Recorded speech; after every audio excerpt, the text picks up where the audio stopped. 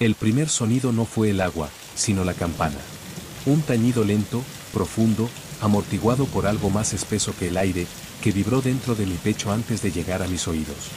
Me detuve en la orilla del embalse convencido de que había sido una ilusión auditiva, un recuerdo mal acomodado de las historias que circulaban sobre San Rafael.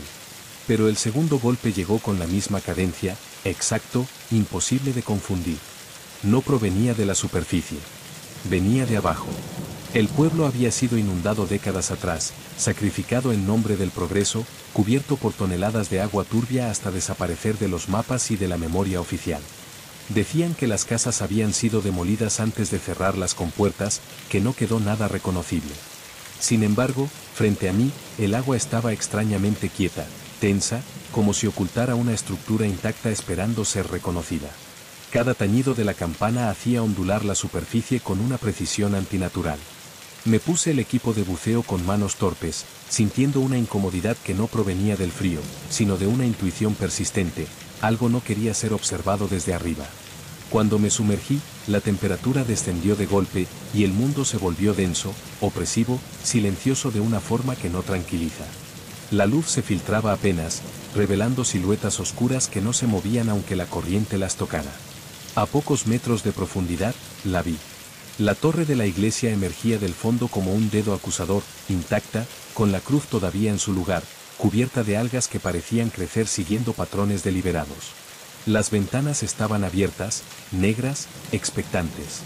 El pueblo no había sido arrasado. Había sido conservado.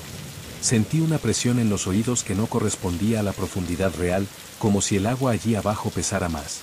Avancé entre calles empedradas cubiertas de limo, reconociendo puertas, faroles, balcones detenidos en gestos cotidianos. En una plaza central, las casas formaban un círculo imperfecto, y en el centro, la iglesia permanecía erguida, dominante. El tañido volvió a sonar, más cercano, y pude ver la campana balanceándose suavemente, aunque no había corriente que la moviera. Cada oscilación levantaba nubes de sedimento, como si despertara algo dormido.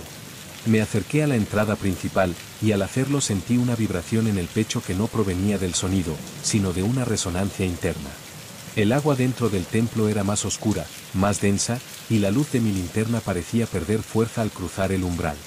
En el suelo, vi filas de bancos alineados, y sobre ellos, figuras sentadas, inmóviles, cubiertas por capas de crecimiento acuático que les daban una apariencia pétrea. No eran estatuas. Lo supe por la forma en que algunas cabezas estaban inclinadas, por manos entrelazadas en gestos demasiado tensos, demasiado humanos. El tañido de la campana resonó una vez más, y en ese instante sentí un tirón leve en el regulador, como si algo hubiera probado su resistencia. Comprendí entonces que el sonido no marcaba la hora. Marcaba presencia. Cuando intenté retroceder, noté que el agua a mi alrededor ya no estaba quieta. Se movía hacia la iglesia, lenta pero firme, como si todo el embalse respirara en una sola dirección. Y mientras el eco de la campana se expandía por las calles sumergidas, una certeza se instaló en mí con un peso insoportable: San Rafael no había sido abandonado. Había sido hundido para que no pudiera responder, y aún así, seguía llamando. No quise mirar atrás mientras avanzaba por la nave central. Algo en la disposición de los bancos, en la forma exacta en que las figuras permanecían sentadas, me hizo comprender que ese lugar conservaba una liturgia activa. No era un templo muerto bajo el agua, era un espacio suspendido en un acto interminable. Cada cuerpo parecía inclinado en el mismo punto del rezo, congelado justo antes de una respuesta que nunca llegó. El sonido de la campana volvió a propagarse, y esta vez sentí como el agua vibraba alrededor de mi cabeza, colándose por el traje como una presión íntima. No era solo un sonido, era una señal que reorganizaba el espacio. Las partículas en suspensión comenzaron a moverse en patrones circulares, girando lentamente hacia el altar, como si obedecieran una corriente invisible que no figuraba en ninguna ley física conocida. Me acerqué a una de las figuras. El rostro estaba cubierto de sedimentos, pero al iluminarlo de cerca distinguí la forma exacta de una expresión interrumpida. Los labios estaban entreabiertos, los ojos cerrados con fuerza, no en paz, sino en expectativa. Toqué el hombro con la punta del guante y sentí resistencia. No era piedra. Era carne endurecida, preservada por el agua y por algo más profundo, algo que había detenido la descomposición en el instante preciso. Un recuerdo ajeno atravesó mi mente sin permiso. Vi la plaza llena, escuché voces cantando, sentí el peso de una fe compartida que se tensaba como una cuerda a punto de romperse. Vi el día en que se anunció la inundación, la promesa de evacuación, la misa final celebrada con las puertas cerradas para proteger el altar. Comprendí, con un estremecimiento lento, que no todos habían salido. La linterna parpadeó cuando apunté hacia el altar. Allí, el sacerdote permanecía de pie, con los brazos elevados, detenido en el gesto de consagrar. Frente a él, sobre el cáliz, el agua parecía más clara, casi inmóvil, como si respetara un límite sagrado. El tañido de la campana resonó de nuevo, más grave, y vi como los dedos del sacerdote se contraían apenas, un movimiento mínimo pero innegable. Sentí entonces una presión en los pulmones que no correspondía al equipo. El aire se volvía insuficiente, no por falta de oxígeno, sino porque el lugar exigía otra cosa. El sonido de la campana no marcaba el tiempo humano, marcaba la continuación del rito. Cada tañido parecía empujar a las figuras a completar un acto que había quedado inconcluso bajo el agua. El agua empezó a moverse dentro de la iglesia como si alguien hubiera cerrado todas las salidas. No era una corriente violenta, sino una acumulación deliberada, un encierro progresivo. Noté que mis pies ya no tocaban el suelo con facilidad. Algo me elevaba, guiándome lentamente hacia el centro, hacia el altar, hacia el punto exacto donde todas las miradas congeladas parecían converger. Quise huir, pero el tañido volvió a sonar dentro de mi cabeza, no en los oídos. Con cada golpe, una palabra que no conocía tomaba forma en mi mente, una sílaba antigua, pesada, que no pedía ser entendida, sino pronunciada. Sentí mis labios moverse involuntariamente dentro del regulador, intentando articularla. Y entonces lo supe con una claridad helada, la campana no estaba llamando a los vivos. Estaba marcando el momento exacto en que alguien más debía ocupar su lugar en el rito, para que San Rafael pudiera seguir rezando bajo el agua. La palabra terminó de formarse en mi mente antes de que pudiera resistirme. No tenía traducción ni sentido humano, pero al pronunciarla sentí como el agua a mi alrededor se tensaba, como si el embalse entero hubiera contenido la respiración. El tañido de la campana respondió de inmediato, más cercano, más lento, como una confirmación. Había sido escuchado. Las figuras sentadas en los bancos comenzaron a inclinar la cabeza al mismo tiempo, no con un movimiento brusco, sino con una coordinación perfecta, ritual. El sedimento se desprendió de sus cuerpos en nubes densas, revelando rostros pálidos, hinchados, detenidos en edades distintas. Algunos eran niños, otros ancianos. Todos compartían la misma expresión de espera resuelta, como si por fin algo hubiera avanzado un paso. El sacerdote bajó los brazos con una lentitud insoportable y me miró. Sus ojos estaban abiertos, lechosos, pero conscientes. No reflejaban sorpresa ni amenaza. Reflejaban alivio. Entendí entonces que el rito no había quedado incompleto por el agua, sino por la ausencia de una voz externa, de alguien que llegara desde fuera del círculo. Yo no era un intruso. Era la respuesta tardía. La presión en mi pecho aumentó hasta volverse dolorosa. El regulador seguía funcionando, pero cada inhalación se sentía inútil, como si el oxígeno no tuviera permiso para alimentar un cuerpo que aún no pertenecía del todo al lugar. La campana volvió a sonar, y esta vez pude ver cómo pequeñas grietas se abrían en la torre, no por deterioro, sino por liberación, como si algo atrapado durante décadas comenzara a moverse. Las puertas de la iglesia se cerraron solas con un golpe sordo, levantando una corriente que me lanzó contra el pasillo central. Las figuras se pusieron de pie una a una, no todas al mismo tiempo, sino siguiendo un orden preciso que no reconocí. Cada movimiento estaba sincronizado con un tañido. Cada paso, con una pausa. El rito continuaba, y yo estaba siendo arrastrado hacia su centro. Sentí manos tocarme, no para sujetarme, sino para guiarme. Eran frías, firmes, decididas. Me colocaron frente al altar, justo donde el sacerdote había estado inmóvil durante tanto tiempo. Al hacerlo, sentí una oleada de recuerdos que no eran míos, promesas incumplidas, decisiones tomadas por otros, la certeza colectiva de haber sido sacrificados para que algo más avanzara en la superficie. El sacerdote se apartó con una reverencia lenta.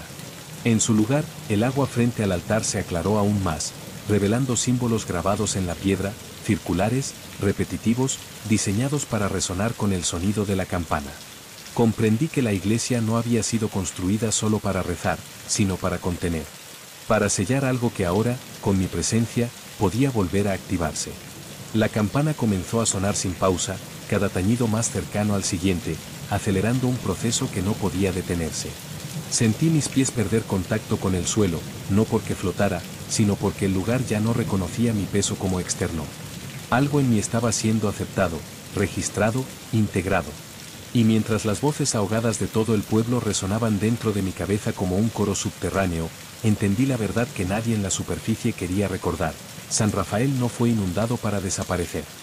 Fue sumergido para que su plegaria nunca terminara y siempre necesitara a alguien nuevo para sostenerla. El agua comenzó a descender dentro de la iglesia, no hacia afuera, sino hacia abajo, como si el templo se estuviera vaciando en una profundidad que no existía en el mapa del embalse. Las paredes crujieron con un sonido grave, orgánico, y comprendí que el edificio no estaba siendo erosionado por el tiempo, sino reajustado para una nueva etapa del rito. La campana marcaba cada segundo de esa transformación con una precisión implacable. Las figuras del pueblo se acomodaron en semicírculo frente al altar. Ya no parecían ahogadas ni petrificadas, ahora tenían la rigidez solemne de quienes han aceptado su función. Sus ojos estaban abiertos, fijos en mí, no con hambre ni rencor, sino con una expectativa devota. Yo era el elemento faltante, el punto de enlace entre la superficie olvidadiza y el fondo que nunca había dejado de recordar. Sentí como algo se desprendía lentamente de mi cuerpo, no de forma violenta, sino con la suavidad de una capa que ya no es necesaria. El sonido de mi respiración se apagó sin provocar pánico. El regulador colgó inerte frente a mi pecho, inútil, ajeno. El agua ya no me ahogaba. Tampoco me sostenía. Yo existía dentro de ella como una forma aceptada, autorizada. El sacerdote levantó la mano y el tañido cesó por primera vez desde que había entrado. Ese silencio fue absoluto, reverencial, tan profundo que pude escuchar pensamientos que no eran míos acomodándose en un orden nuevo. Comprendí que el pueblo no rezaba por salvación. Rezaba por permanencia. Por no ser disuelto en el olvido que reinaba arriba, donde el agua solo era paisaje. Vi imágenes de la superficie, turistas nadando sin saber lo que flotaba bajo ellos, niños saltando desde muelles improvisados, risas rompiendo el agua justo encima de la torre. Cada sonido exterior caía hacia el fondo como una distorsión molesta, y el rito existía para contrarrestarlo, para mantener intacta la identidad sumergida de San Rafael. La campana volvió a sonar una sola vez. Ese golpe no marcó tiempo ni presencia. Marcó pertenencia. Sentí como mi nombre se diluía, perdiendo forma, adaptándose a una pronunciación más antigua, más adecuada al eco subacuático. Ya no me reconocía como individuo, sino como función, como voz necesaria para que el ciclo no se rompiera. El sacerdote se arrodilló. El pueblo lo imitó. Yo permanecí de pie frente al altar, no por elección, sino porque esa era ahora mi posición natural. El agua comenzó a elevarse otra vez, llenando la iglesia con una calma solemne. No era un encierro. Era un sellado cuidadoso, definitivo. Cuando la campana resonó por última vez en esa secuencia, supe que arriba, en la superficie, alguien habría escuchado un sonido inexplicable bajo el agua y sentido la curiosidad inicial, la duda peligrosa. El rito necesitaba continuidad. Siempre la necesitaría. Y mientras San Rafael volvía a desaparecer bajo capas de silencio líquido, entendí con una certeza final y tranquila: el pueblo no llama para ser encontrado. Llama para no quedarse solo. El ascenso no ocurrió cuando decidí subir. Ocurrió cuando el pueblo lo permitió. Sentí una presión inversa recorriéndome el cuerpo, como si el agua me rechazara con la misma suavidad con la que antes me había aceptado. No luché. Ya había aprendido que toda resistencia inútil deja marcas. La iglesia quedó abajo, intacta, suspendida en una quietud que no pertenecía al abandono, sino a la espera. A medida que subía, los sonidos cambiaban de forma. El tañido de la campana se estiraba, deformado por la distancia, volviéndose un murmullo grave que se adhería a mis huesos. No desaparecía. Se acomodaba. Comprendí que no volvería a escuchar el silencio puro. Algo de San Rafael viajaría conmigo, incrustado entre mis pensamientos, marcando intervalos que ya no dependían del tiempo humano. Cuando emergí, el aire entró en mis pulmones con violencia, como una sustancia extraña. Tosí, me doblé, sentí el cuerpo reclamar una normalidad que ya no reconocía como propia. El cielo estaba intacto, obscenamente normal. El sol reflejaba en el agua sin mostrar la menor señal de lo que dormía debajo. Ese contraste fue más perturbador que cualquier visión subacuática. Las personas en la orilla se acercaron, hicieron preguntas, llamaron a servicios de rescate. Sus voces me llegaban amortiguadas, como si aún estuviera a metros de profundidad. Respondí lo necesario. Mi nombre sonó incorrecto en mi boca, mal acentuado, como una palabra prestada. Noté que, al hablar, pausaba inconscientemente entre frases, siguiendo un ritmo que nadie más parecía percibir. Esa noche no dormí. Cada vez que cerraba los ojos, sentía el balanceo lento del pueblo sumergido, no como un recuerdo, sino como una ubicación alternativa. Sabía exactamente dónde estaba la iglesia, dónde comenzaban las casas, donde la torre proyectaba su sombra líquida. No era memoria. Era orientación. Con el paso de los días, empecé a notar cambios pequeños, casi ridículos. Los relojes me incomodaban.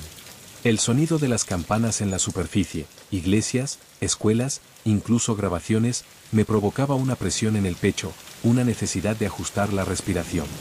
A veces, sin darme cuenta, marcaba los segundos con los dedos, repitiendo intervalos que no coincidían con ningún compás conocido.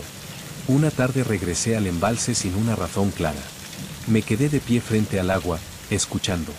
No oí la campana, pero sentí su presencia, paciente, segura. San Rafael no exigía que volviera. No aún.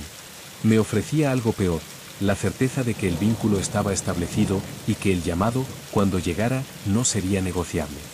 Mientras el sol se ocultaba y el agua se oscurecía hasta volverse un espejo negro, entendí la última verdad del pueblo sumergido. No todos los que escuchan las campanas bajan.